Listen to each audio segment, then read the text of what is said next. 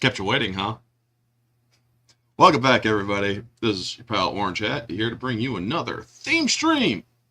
Episode 72 this month is favorite video game stories. And the second week is Metal Gear Solid 1 through 4, by the way. I will be discussing character moments, characters, my favorite parts of the story. I mean, this is a game series that I thoroughly enjoyed playing the first 3 games of. I never got to play the fourth, but I have seen the long play game action of it. And I absolutely love the story. And a lot of people say that the fourth one does have some problems with the continuity. And you know what? Sure, maybe, cool, alright, whatever. But you know what? It doesn't matter to me. Because I still love the game. I still love the gameplay. I still love the characters. I still love all of it. And when I first played this game on the PS1, the first Metal Gear Solid, we never had the Metal Gear games back in Nintendo, so I wasn't able to play them. But there is but I do understand that there was references to the older games when I played the game. And I always wondered who they were, what characters were what, and whatnot. And I enjoyed the story of the tactical espionage action type of gameplay, where you are infiltrating, getting your own weapons, and they made it very obvious what things meant. Acquire on site or OSP on site procurement. When they mentioned different shorthand terms, they always gave the parentheses of what it meant. Codec calls were amusing in certain parts of the games. Twin Snakes I never got to play. There's a couple spots in it that I'm like, okay, this could have been a little bit better. I like the original low-res version a lot better in a couple of areas, like with Kenneth Baker. The specific part with Kenneth Baker was when he was asking what Meryl's codec number is, and it's like, oh, sorry, I forgot. And in the first one, you get the damn. You just get Snake just going damn. Where in the Twin Snakes, it was that weird, funky, and then he pulls the gun on the dude, ready to blow his fucking head off. And it's like, are you serious, man? What was that all about? I mean, it's good for a laugh, but this is kind of a serious situation here, you know? But I overall did enjoy this, and hello to Vanya and Conroy. Now, before I get any further into this, Jesus Christ, 4 minutes already. If you want to support my channel, or if you want to follow me, I'm on X at these two, right here, at these two profile names. You could follow me on X, you could follow me on here, at Orange Hat, or Orange Hat Reviews. Just go to youtube.com/Orange Hat Reviews. I'm trying to get to 2,000 subs, so any help there, if I can get out of the 1600s, any help there would be helpful and appreciated. I ain't doing this for money, folks. I'm doing this to help inform people. And that's pissed off YouTube to the point where they've actually suppressed my channel, which is kind of a dirtbag thing to do. It's like, I'm actually saving you guys money, and you'd think that you would actually be a little bit more appreciative. But yeah, let's get into this game. Also, tonight, Barroom Podcast, 8 p.m.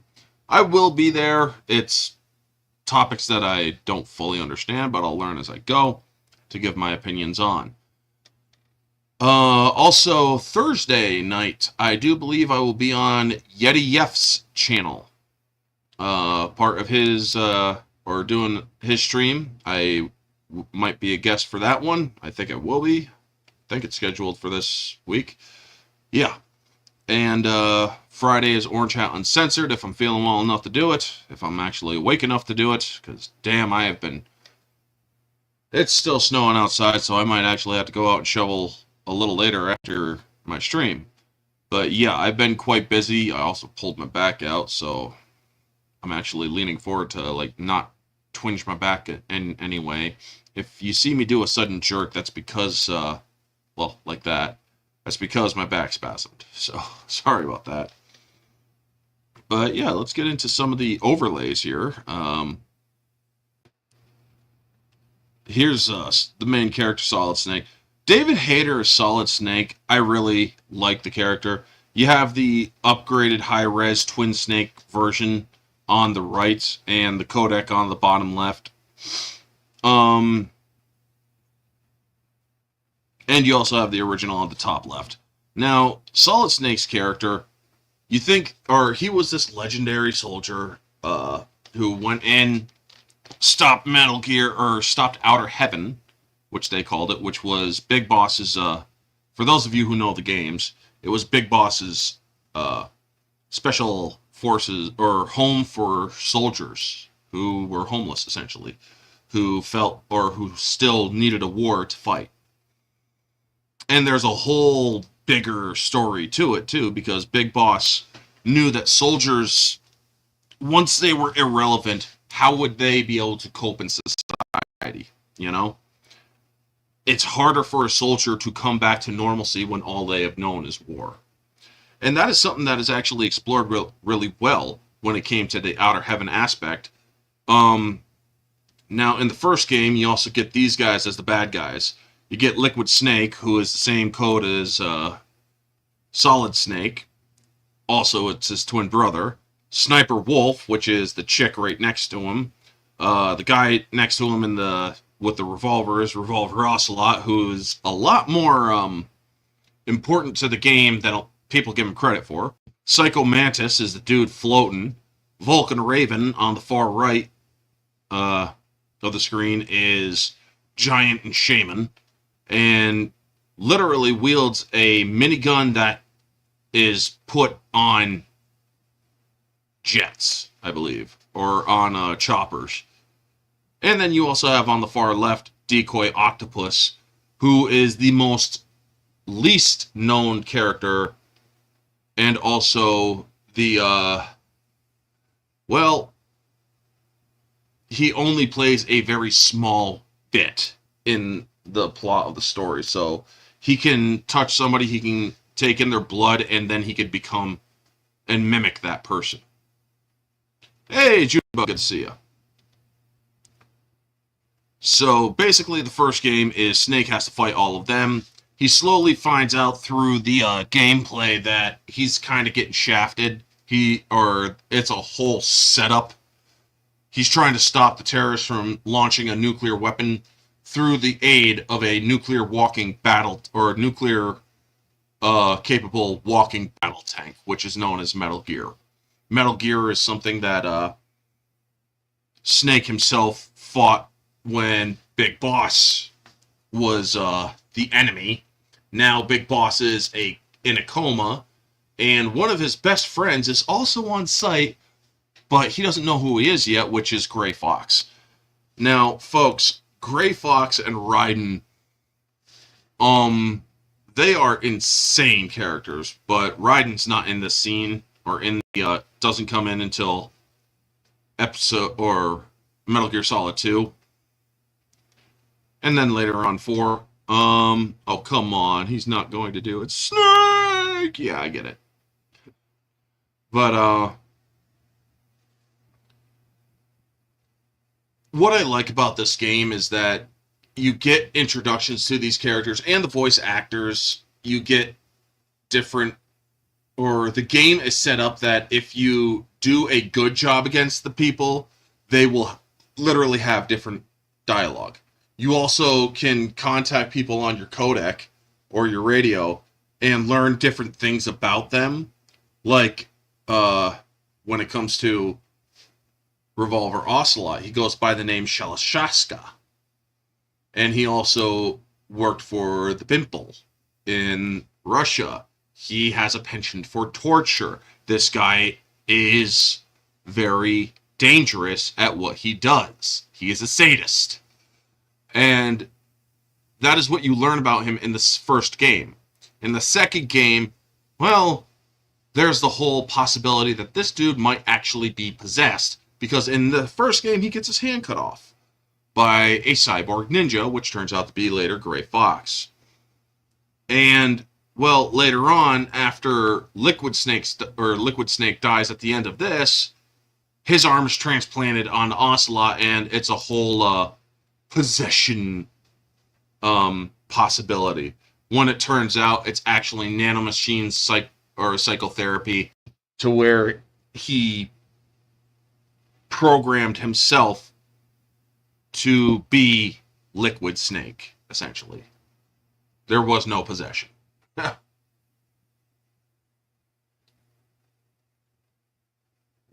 But Ocelot also came into play in the third game, where he was part of the Ocelot unit.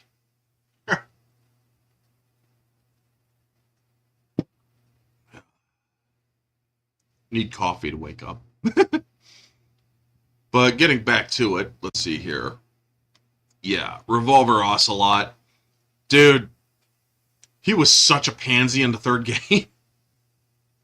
The third game is basically the earliest, where it's Big Boss's story. The rise of Big Boss, essentially. The Snake Eater game is the rise of Big Boss. How Big Boss became Big Boss. But he also went by the codename Snake. Naked Snake. Well, because he was going in naked. Not or with clothes, obviously. But out of all of the games, I do like Metal Gear Solid 3 the best. And one moment. Literally because of all of the versatility in that game. You have many different camouflages that you gotta use.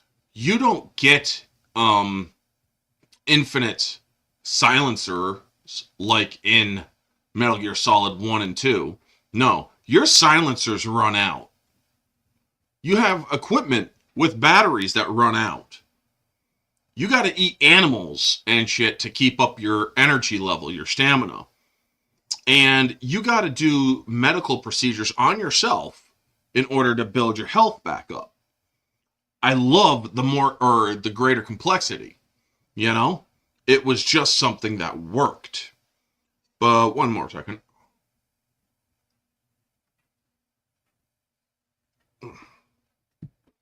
Oh, I feel better. You know, folks, coffee, it really works, especially when you're trying to wake up. Because I've been up since like 5 a.m. today. And, yeah. So I do apologize if I'm a little low energy.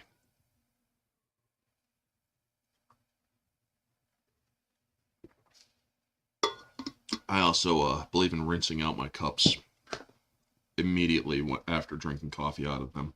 That way they don't stain, you know? But the story in these guys, the Cobra unit, and the boss herself, the unsung hero of the Metal Gear Solid series.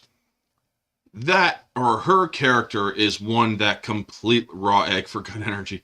I'm not Rocky, and nowadays you can get salmonella, so no. Or not salmonella, but you can get something. Yeah, that orange can be like Rocky and eat raw eggs. Yeah, you can get sick by doing that. I mean, he tried doing it in the Rocky Balboa movie, and he ended up spitting or almost puking the shit up when he tried the first time, but that was a deleted scene. But anyway, getting back to this. This character was extremely interesting because the boss, and she went out with, let's see here, the guy on the bottom in the middle, the Sorrow, and had a child, this little bastard here, who then becomes one of the greatest spies in the history of spydom. But the boss, she had such an amount of loyalty to the United States that she understood that when she screwed up on her mission, she would have to be labeled as a traitor to the U.S. History would see her as the utmost villainous piece of shit, even though she was the most, even though she was the most loyal to her country. Everything she did for the protection of the United States, because if the truth ever came out, it would cause a rapid destabilization during the Cold War. So yes, they sent her own disciple, which at the time was Naked Snake, who would become later Big Boss, to kill her. And she went after him. She's like, you have to finish your mission. And you have to kill me. Otherwise, I will kill you. She forces him to do what needs to be done. And it really is a sad story.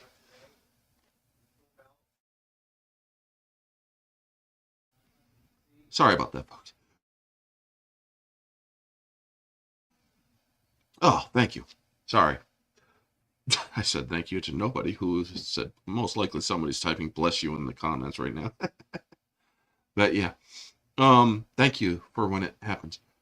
But yeah, that whole ending sequence to where Eva is explaining the whole thing. It's hard not to cry during that sequence, especially when Eva starts crying. When you see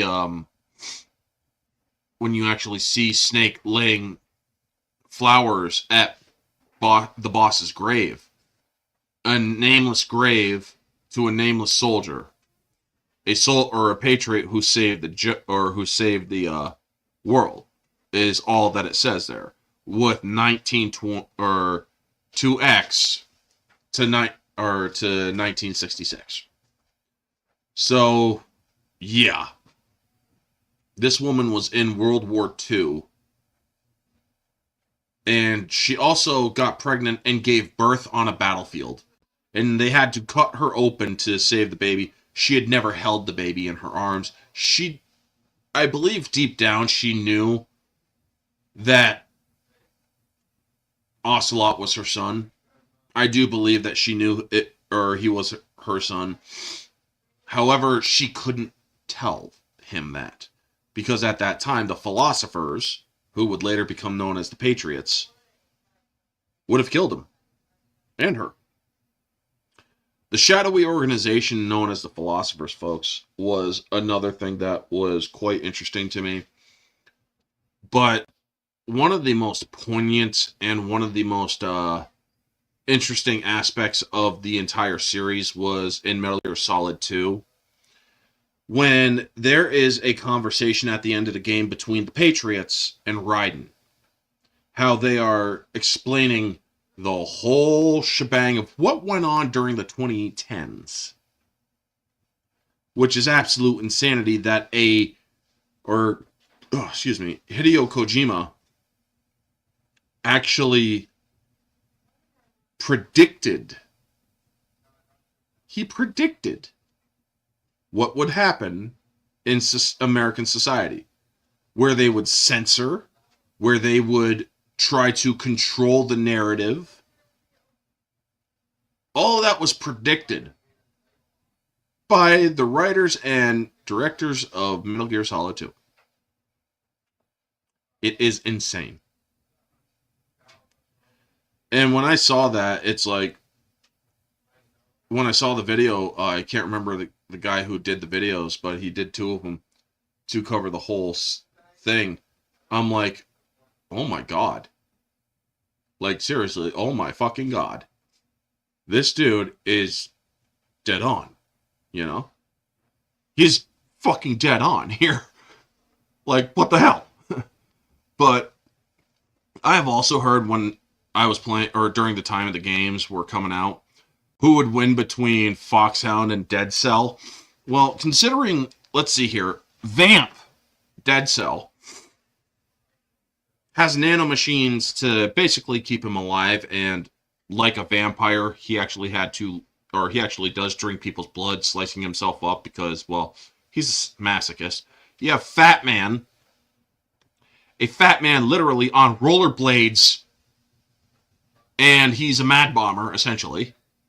Fortune, who carries a rail gun, a freaking rail gun. She can't be hit by weapons or by bullets or any sort of things, which is quite insane as well.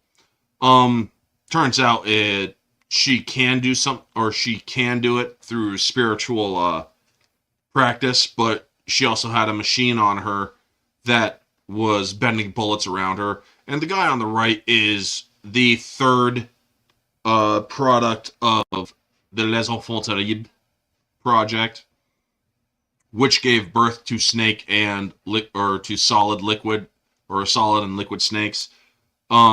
Solidus was a perfect clone of Big Boss, and one they saw fit to handle the presidency, which was quite interesting. I mean, the games and characters are so freaking complex. Each of the characters that I show on here, even all of these characters, have backgrounds, have stories that are explained in detail. The Cobra unit, the boss, how they all have different names. The fear, the pain, the sorrow, the end, the fury. The boss is also known as the joy. And all of them carry micro bombs, where they blow up after they are dead, which is interesting too. The pain was like stung by a million bees, but also then had some sort of mutation in his body which he could manipulate bees.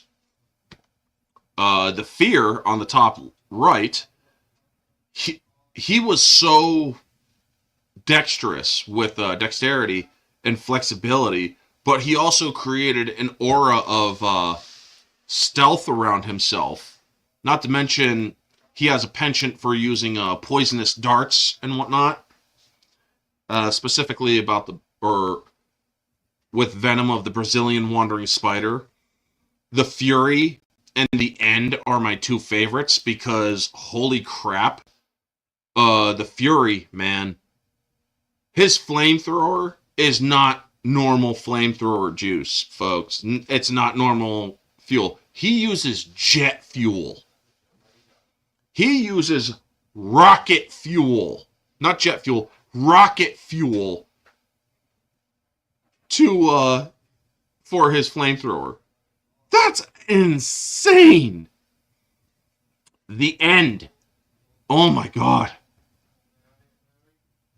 When I was fighting the End in Metal Gear Solid 3, folks, it's like, dude, whoa.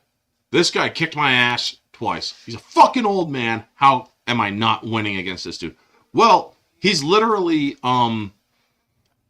what's that word? Photosynthetic. He gains energy through the sun. His moss camo allows you to blend in a lot of jungle environments and whatnot. It's just so freaking great.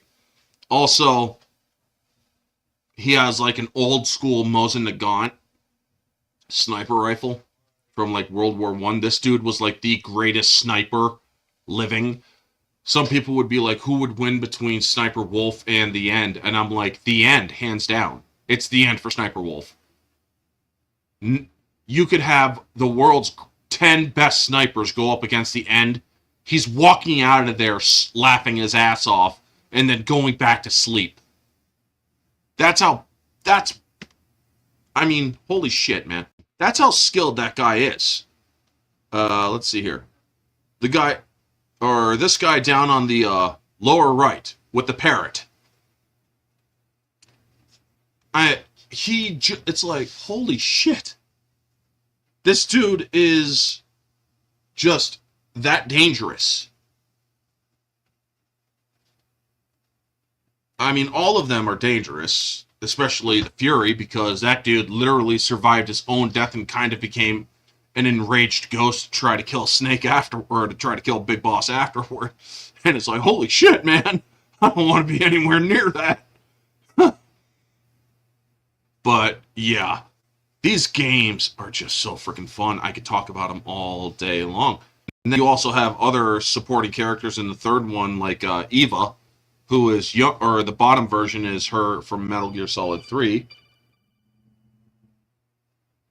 And my friend who just called should know better than to call at this time because, well, he knows I go live, so shame on you, Chris, if you ever see this. But yeah, this is the character that you're playing as in the third game. On the right, you play him. You actually see how he loses his eye. He loses his eye through a pressure. A lot of people say, or the pressure of a bullet whizzing by his eye. He actually doesn't get shot in the eye. A lot of people make that mistake. Big Boss wasn't shot in the eye. Or the pressure of a revolver shooting a bullet, literally this close to his eye, ruptured his eye due to the pressure or the sudden pressure that was very close to his eye. That's how he lost his eye. His eyeball literally exploded in his fucking skull. And not only that, he had just been fucking tortured and electrocuted to the point where he pissed his own pants. And he was beaten and electrocuted, and then his freaking eye comes out or gets ruptured, and yet he still finishes the fucking mission. Then you got this sick fuck, Volgan. Dude who is scarred because, well, he has a penchant of electricity. And I'm thinking to myself, this guy is literally a bisexual male in the game because he has sex with both men and women. And it is just, this dude is completely debaucherous. You don't see any of it in the game, but it is exceptionally suggested in the game that this dude is fucking a younger male soldier. And then he becomes some weird fucking fire guy in Metal Gear Solid 5, which I don't acknowledge as canon in the least. How do you know about pressure? Well, mainly because I actually paid attention to the cutscene. Because you actually see the bullet whiz by his eye. So it only stands to reason that his eye didn't just blow up in his skull for no reason. A bullet and pressure being fired from a bullet. That's just science, man. That's just science. It's obvious observational science. I observe. That's how I do it. It's just shit that I learned through observation. Also, I have fired guns before. So yes, there's pressure. Why do you think they make such a loud noise when a bullet leaves a barrel? Sorry. Problem up here. But yeah, you think that sound is because of simply just because? No. It's a whole pressure buildup from the firing pin to the bullet leaving the barrel. All that's pressure buildup and an expulsion of pressure. Isn't science fun? And yes, he was also a sadist as well. Now, some of the fun things in these games, especially the second and third game, the first game, or the second game rather, you have the sexy mags that you can make you can distract guards with, which is freaking hilarious. You hear three noises: bullet breaking the sound wall, pin hitting the bullet, and the powder exploding. Yeah, essentially. But there's also one of the cool things is you could also, in the first game, one of the things I also liked is when you have C4, you can actually place C4 on the back of a soldier, on the back of one of your enemies, and just boom. And it's like, oh shit, you know? And as I said, there's also, depending on how you play these games, you can get different dialogues throughout. Like in the first game, against Revolver Ocelot, when you fight him as a boss early on in the game to save Kenneth Baker, if you handle him quickly, or he'll say, "You're pretty good," which becomes a tagline of his throughout the games. And then if you don't do a good job and you get your ass killed by him at least once, he's like, "I'm disappointed in you, man." You know? So good that somebody knows science better than a certain science guy named, oh yeah, Bill Nye, the non-science guy, who, like, is only a civil engineer. Dolph Lundgren is more of a science guy than Bill Nye. And that's saying something. But, getting back to Metal Gear Solid, there's one of the great things that you really notice about the game. You could play the game, like, 13 different ways. Same story, yes, but you can get so many different dialogues. Like when you are with Meryl. Let me see if I can pull her up. Yeah, she's part of Rat Patrol in the fourth game. This is her in the center with the red hair and the headband. And this guy right here, who is striking a pose on the bottom right. The craziest fucking thing came from Metal Gear Solid 4, folks. The craziest fucking thing. This chick marries the same guy she beats the shit out of and steals the clothes of in Metal Gear Solid 1. She marries him. It's like, what the fuck is going on here? When I saw that, when I'm like, this dude is the same pants shitter from Metal Gear Solid 1, Metal Gear Solid 2, and Metal Gear Solid 3. Or, well, no, not Metal Gear Solid 3. His grandfather is in Metal Gear Solid 3. And I'm thinking to myself, what the fuck? Because this dude literally, no joke, is in Metal Gear Solid 2 in two different sequences. When you are down looking for aims or trying to listen to the conversation of the terrorists, you point your mic towards the bathroom and you hear him talking about his time on Shadow Moses while he's shitting, or while he's dropping the mother load of all shits. And then he realizes there's no toilet paper.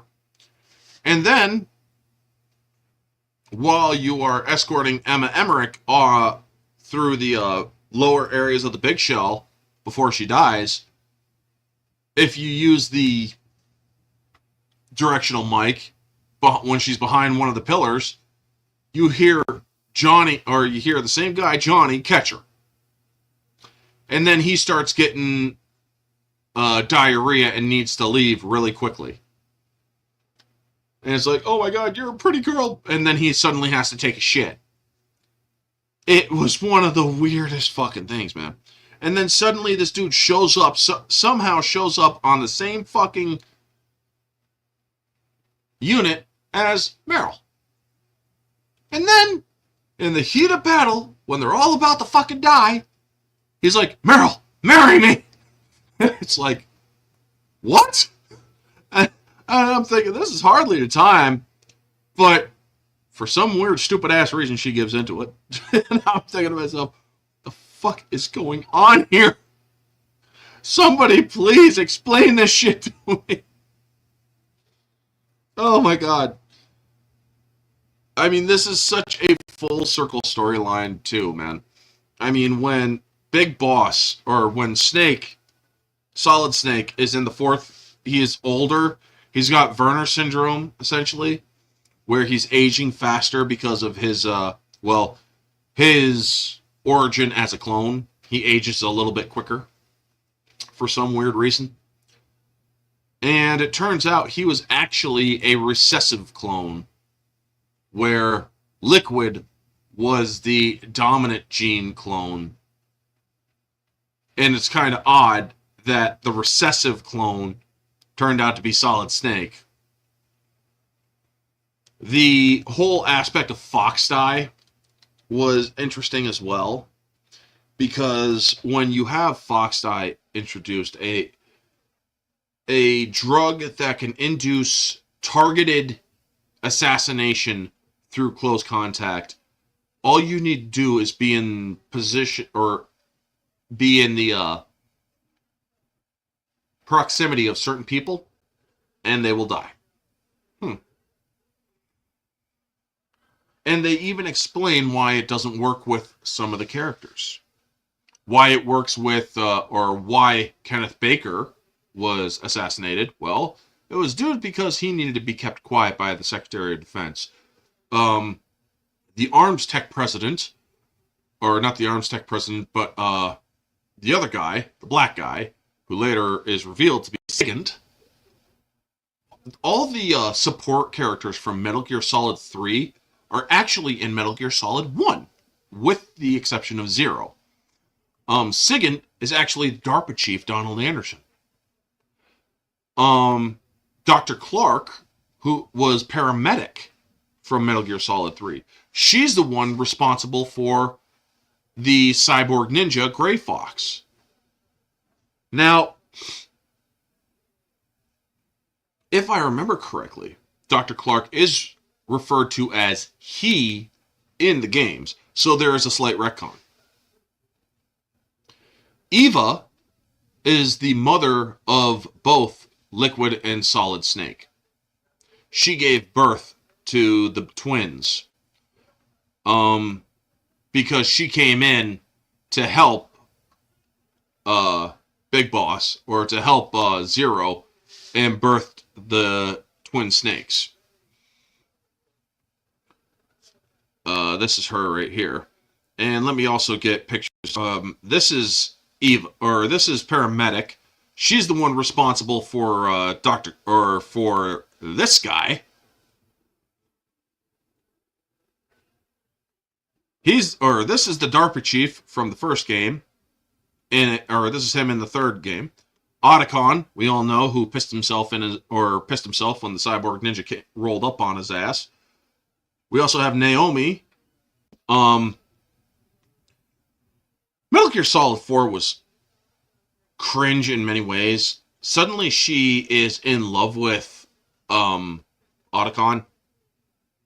And Otacon just is Otacon is one of the most tragic figures I have ever seen in a video game. And also one of the weirdest fucking figures, because his stepsister fell in love with him. And it's like, what? I mean, there is some sick shit in these games. Don't get me wrong, folks. As much as I love the Metal Gear Solid games and the stories, some aspects of the stories are fucking disgusting. Emma Emmerich basically fell in love with her stepbrother, Otacon. And I'm like, what? Like, seriously, no. What is wrong with you, man? Or wrong with her, rather. And then, Metal Gear here's Metal Gear Rex. Now, between Metal Gear Rex and Metal Gear Ray, which one do I like better? Ooh, it is a tough one, folks. Because this is supposed to be an anti-Metal Gear, yet this one can kick its ass. Which is shown in the fourth game on Shadow Moses Island. Then you also get the character like Olga Gurlukovich and her daughter, Sunny Gurlukovich. She dies in the second game. She's in the third game, or the fourth game, as well as the Raiden game. She is a fucking genius. This girl, Sunny, she's like 5 or 6 in this game. Or no, she's like 4 in this game. Yeah, that's her as a 4-year-old, essentially. And yet, at 11, in Metal Gear Raiden, Metal Gear Revengeance, or whatever it's called, Rising, or whatever. She is 11 years old, and she is such a genius to such a level that she built her own freaking space rocket at 11. Wrap your mind around that, folks. Sonny Gerlukovich made, designed, and built a rocket at 11 years old. One that can go like Mach 23. I'm sorry. That's nuts. Why do rays bleed and scream of pain? That's just something that they put in there. That's just an element they put in there to kind of make them a little bit more alive.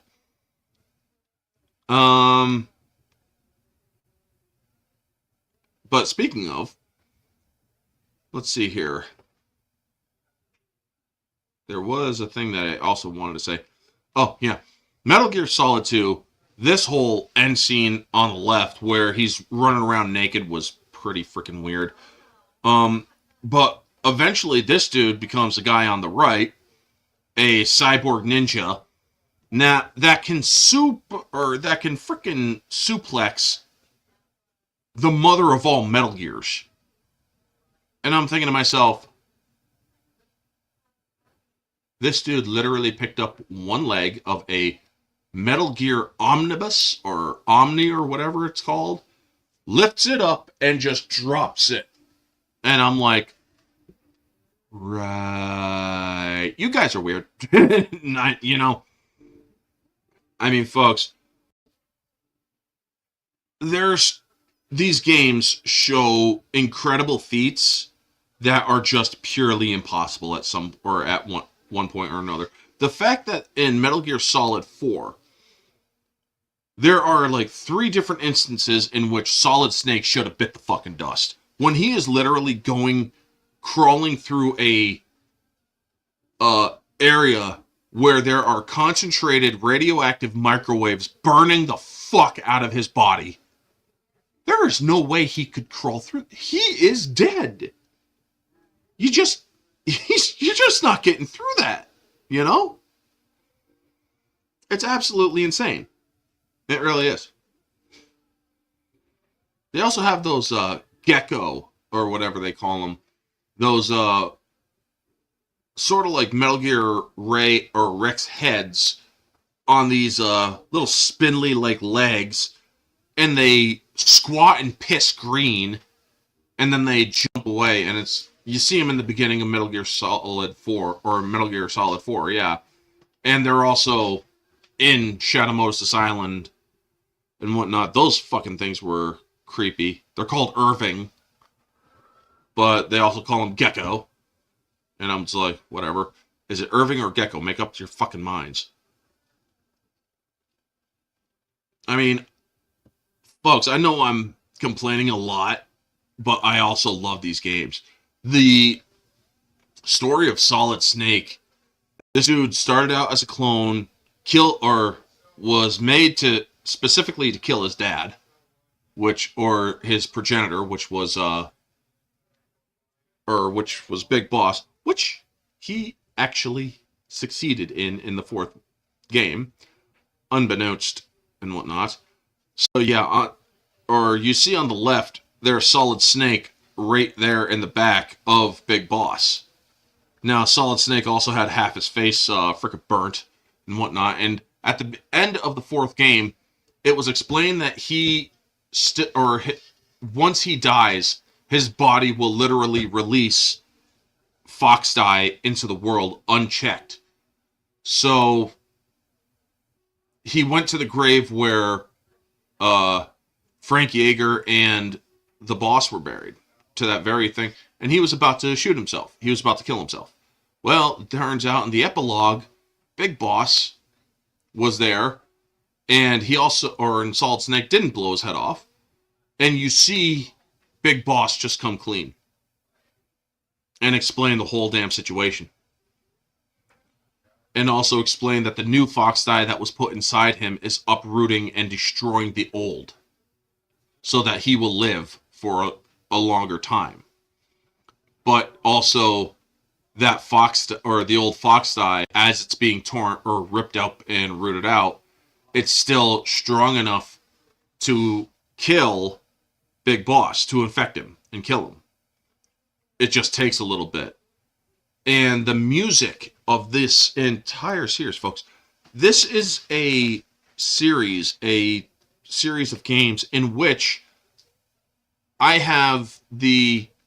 love listening to the soundtracks to. And the Enclosure soundtrack, the death of Sniper Wolf, and also the death of Meryl, if you submit it to the torture later on in the game, is so freaking powerful. It is such a beautiful thing.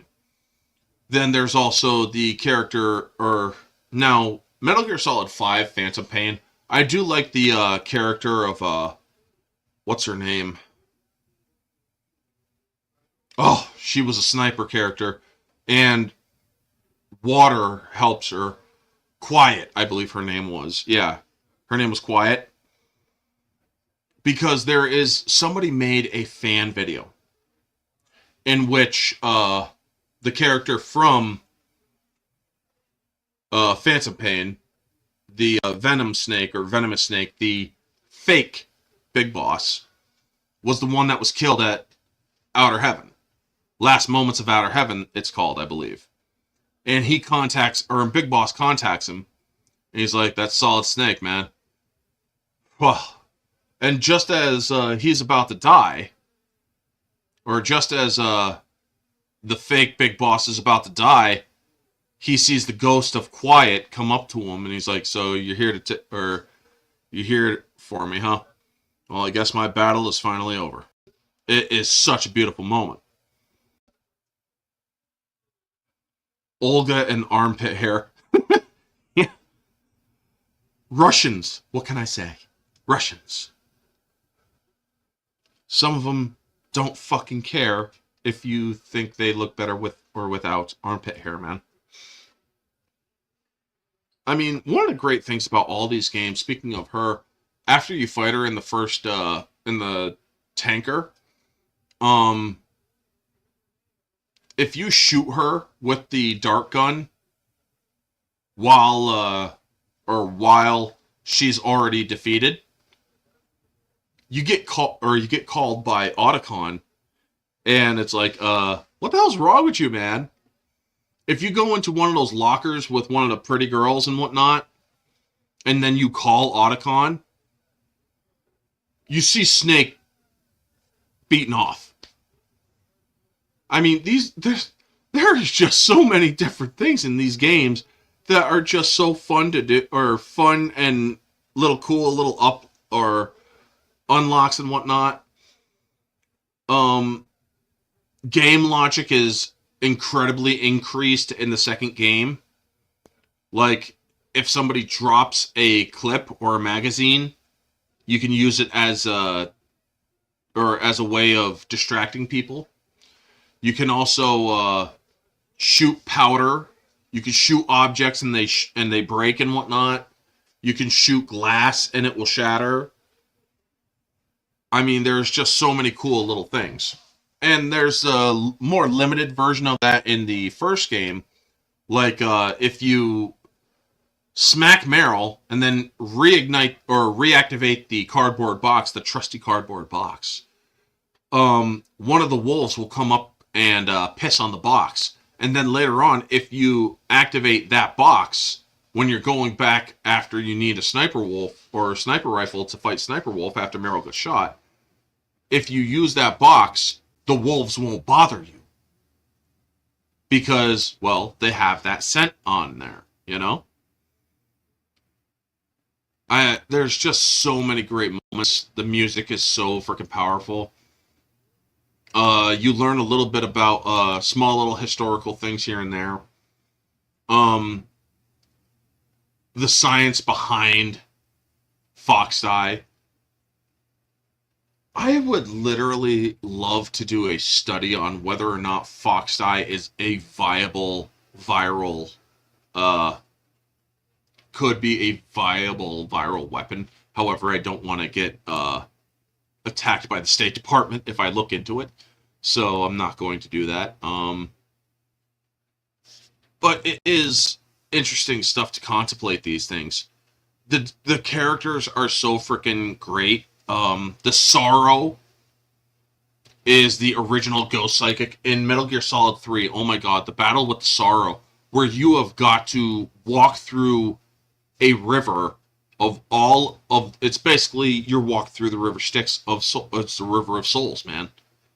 You are walking through all the people you killed. Now, if you went through the game and didn't kill anybody, except for the, obviously, with the core unit, they do die. But if you don't kill anybody else, you'll go basically unscathed. However, if you do kill all of the people, you have to dodge all of them because you are going to get your freaking self killed if you, I mean, you can slit people's throats, you can burn people and whatnot. Depending on how you kill them is reflective on how they appear before you in that sequence. It is so freaking great. Also, if you catch a Tsuchinoko, which I learned, you can get the infinite ammo camouflage, which is the face paint, which allows you to have infinite ammo, which is cool. Then also you can get the easy gun, which if you shoot all of the frogs in every single area of the game, there's a little frog that you got to shoot that if you shoot it, it goes, which is pretty cool. You can get a crocodile.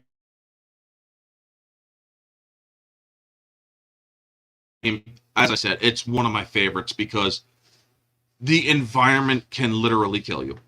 You can get leeches. You could sink in mud and whatnot.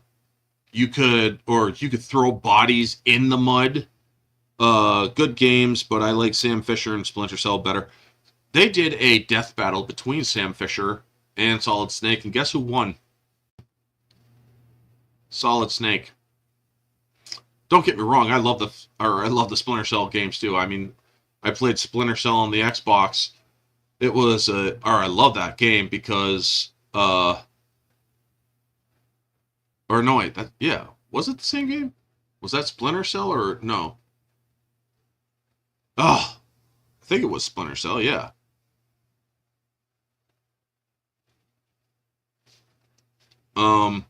Michael Ironside's the voice of the character. I'm blanking on the game, but I like that game too. I saw it, yeah, cheats. I mean, that's the cool thing about those games. Yes, you can get cheats. Yes, they are interesting to play. Yes, you can frickin' learn all sorts of stuff. But, and whatnot. I love those games because you find the coolest stuff, you know? Sam Fisher, when I played the Ghost Recon Into the Wildlands, if you play the Sam Fisher mission, you can get his outfit and his gun, which is pretty cool. And it's like, yeah, but fuck his gun. I like the guns that I already had the best shit. Oh, it was awesome. Yeah. Well, I can't remember everything, Vanya.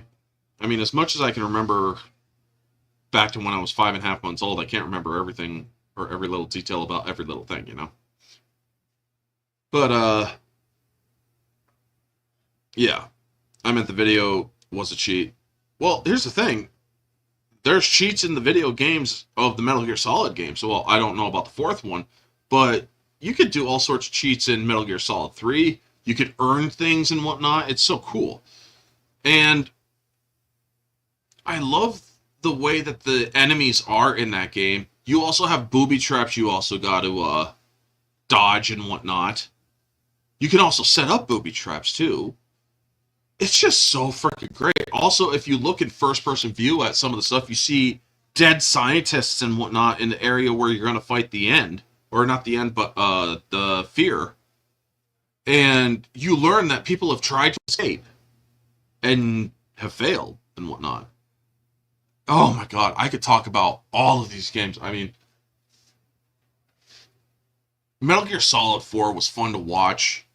It's not my least favorite, but some of the characters are just freaking insane. Um, Drebin with that freaking creepy ass monkey in a diaper that smokes. Weird. Um, that game was by far the weirdest. Psycho Mantis was awesome in the first game. I mean, this is a dude that would complete telekinesis, or as he calls it, psychokinesis. And I was able to beat him without the remote control switch, or switcheroo. Yeah, I was able to beat him without the remote, or switching over the remote. So it's like, yeah, I could beat you without that, dude. You know? It was pretty fun. But yeah, these games, they are extreme fun to play. They are extremely versatile games. Let's see here.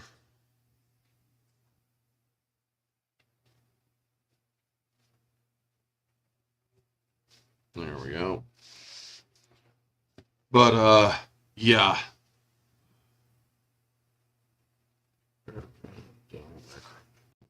Sorry, I got a little distracted. Yeah, the controller situation. It is a very immersive story. And it's a very versatile story because you can play the game in 100 different ways. You can play all of these games in so many different ways, handling so many different obstacles and whatnot. And you also get to earn perks as you play. Or the second game introduced the dog tag earning. If you get all the dog tags, you can get wigs for riding. And also you get the sunglasses and stuff every like 3 plays or whatever, which is fun too. And each wig has a different function. You can also build up grip strength, which is fun too. I mean, these games were just so much fun to play back in the day. And I really do enjoy them. Now, one of the things I absolutely hated about Metal Gear Solid 3, there is that long climb up the ladders after you beat the end. If you take the first step up that ladder and then jump off of it, you die. No joke. And I'm thinking to myself, but why? You know? Why?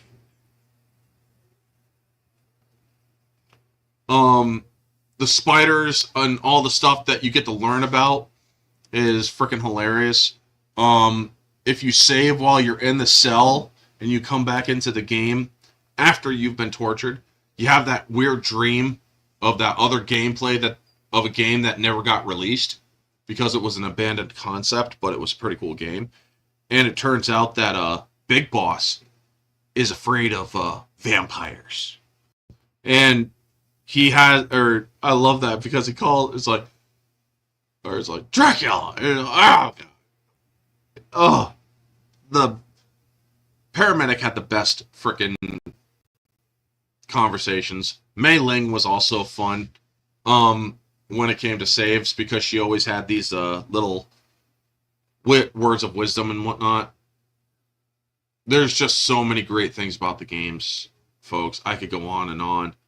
But, oh my god. But before I do go, before I wrap this up, I'm going to let you see all of the different things that I had, the overlays. I mean, here's the first one, second one. This is Foxhound. This is the Special Operations Unit Foxhound. This is Dead Cell from Metal Gear Solid 2. Revolver Ocelot, and when he was younger, the boss, the greatest character, or the unsung hero of Metal Gear Solid 3. This is the boss in her Cobra unit, the pain, the boss, the fear, the fury, the sorrow, the end. Raiden, with a bunch of weird ass tattoos all over his body, and his Cyber Ninja body in or later on in the game, or the fourth game. Rat Patrol 1 from Metal Gear Solid 4, but Meryl is also from Metal Gear Solid 1. the Beauty and the Beast crew, the BB unit, which was basically a pseudo replacement for the Foxhound unit. Eva from Metal Gear Solid 4 and 3, or 3 and 4. Big Boss and Young and Old. Volgan. I mean, folks, usually I have like 10 overlays, but for these, I went into the 20s. Paramedic, Sigint, Otacon, Naomi, Gray Fox, the Cyborg Ninja, Metal Gear Solid Ray, or Rex, Metal Gear Solid Ray, or Metal Gear Ray, Olga Gurlukovich, and Sonny Gurlukovich. That girl is a freaking genius, and it's scary how much of a genius she is. But yeah, folks, it is so much fun to talk about Metal Gear Solid, and to see how they wrap up all of the characters. Donald Anderson, you killed him on, or Sigint, you killed him on Shadow Moses. Gray Fox killed Paramedic. And it's like, holy shit, man. Who would have thought that Paramedic would have been the woman that created Gray Fox in the cybernetic ninja suit? It's insane. You know? And then Zero, Major Zero, who is killed at the end of Metal Gear Solid 4 during the epilogue, and then Big Boss goes out, and the entirety of the Patriots were also wiped out. So, yeah, that's why I only figured to do Metal Gear Solids 1 through 4. Because Metal Gear Solid 5, they completely destroyed continuity. You have what's his name? Psycho Mantis as a kid, yet the story he told in the first game makes it impossible for him to be around some other place, man. It's just fucking weird. But yeah, the games are so much fun. You could play them in such a versatile way. I highly recommend that people actually do play them, even though they're older console games. Go back and play them. They're interesting games to play, you know? So that is going to wrap it up, folks. We're an hour over, or we are an hour in, so yeah, I am going to wrap it up. Thank you to Vanya, Junebug, who else? Conroy, and to the people on X. Stay tuned for tonight. On Society Reviews channel, we'll be talking some stuff on there. Thursday night, I do believe I will be on Yeti F's channel. YETIW, or YETIYEFF. So yeah, Yeti F. What else? And that will be Thursday night, I believe around like 8:30 or 9:30. I'll be on there. Friday night, 10:10 should be Orange Hat Uncensored. Sunday will be weekly recap, returning to Sunday nights, along with a discussion of Judge Dredd.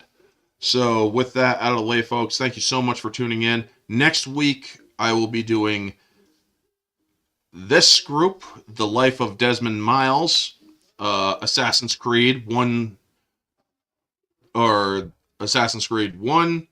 Brotherhood Revelations, or 1, 2, Brotherhood Revelations, and then 3. So yeah, stay tuned for that. I'm actually watching the games to reacquaint myself with them again. And yeah, those are the ones that I'll be doing next week. So thank you to everybody who tuned in.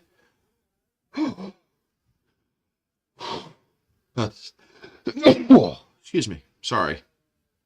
Thank you to everybody who tuned in, and I will see you all next time. Until then, stay humble.